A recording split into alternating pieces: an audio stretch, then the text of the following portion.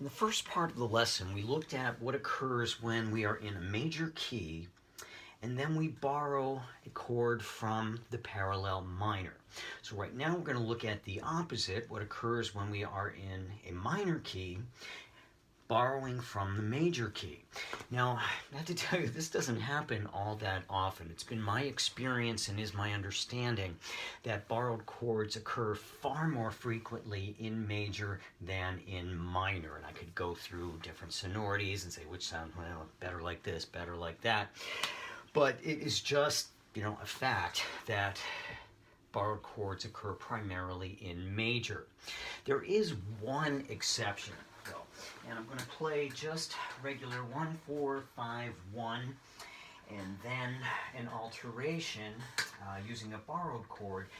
You're probably familiar with this phenomenon, and you probably have a name for it. So here is our regular chord progression in minor.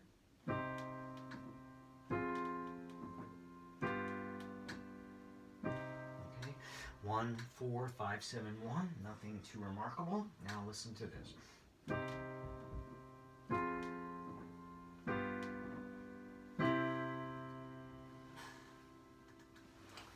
So what we have essentially done there is borrowed here from major.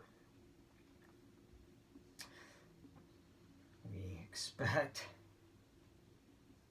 a major uppercase 1 from major.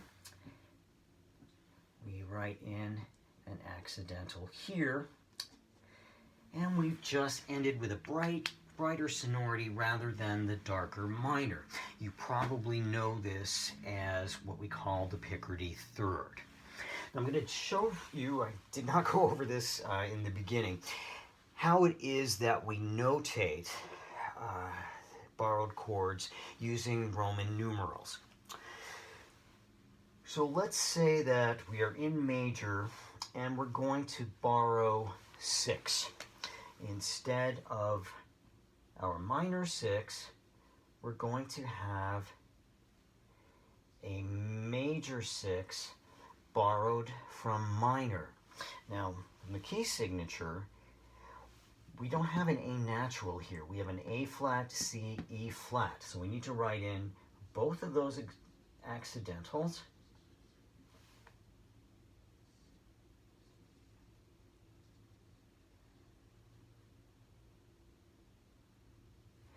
And then we'll indicate it down here, because 6 would be A natural. It would be an A major chord, and if that even exists, it's not this. So to show that we are on a lowered, that the root is lowered from the diatonic note, we write a little flat sign right before it. And this is true even if we're in a key that has a bunch of sharps in it and we change it from, let's say we were in C sharp major, we would have an A sharp here and we would write a natural sign here, but we're still going to use the flat sign here, just flat meaning lowered. All right. So to further indicate that we know where this came from, we'll write B-O-R. Now, in many instances, we don't have to lower the pitch. So if we were to lower the root, so if we were to borrow minor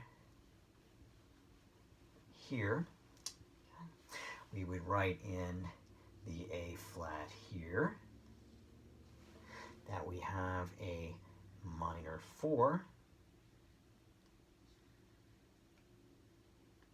We didn't have to alter the root, so we don't put a little flat sign or anything there. We just write B-O-R. Now this phenomenon here, our Picardy third, our major 1 borrowed from major, this occurs enough that we just use an uppercase 1, uppercase Roman numeral 1.